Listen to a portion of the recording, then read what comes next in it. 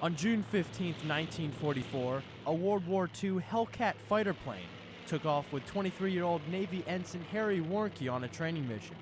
He never returned back to the airfield that fateful day. More than 60 years later, a recovery team takes a 5-minute flight from the Honolulu airport up 3,000 feet into the fog of the Ko'olau mountain range on Oahu. Once at the drop-off point, they clip in and hike 30 minutes on slippery terrain to reach the crash site. Once there, JPAC team members from all 4 branches of the military dig, hoping to find anything that will positively link this crash wreckage to Ensign Warnke. A dog tag, bones, teeth, possibly even a family photo.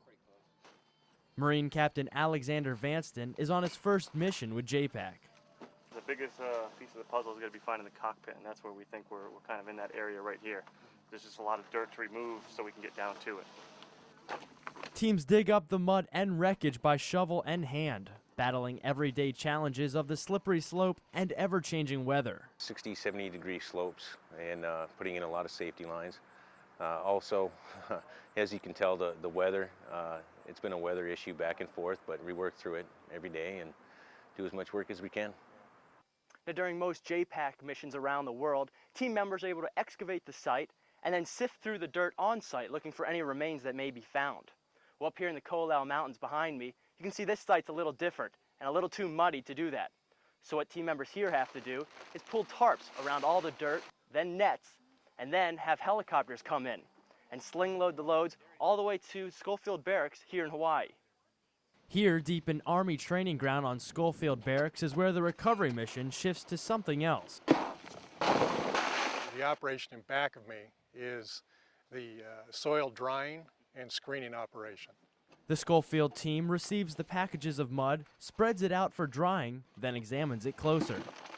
I'm looking for anything that's not dirt or rocks or weeds, anything that can place our person in that aircraft when it crashed, is important. JPAC's slogan is, "Until they are home," and every day teams like these are in the ends of the earth doing just that. The first time we found remains on one of my sites, I just cried. I don't know how to explain it, I just cried. Myself being a ground soldier, that if something were to happen to me, somebody would be coming back to bring me back home, that one way or another, a soldier's going to get home.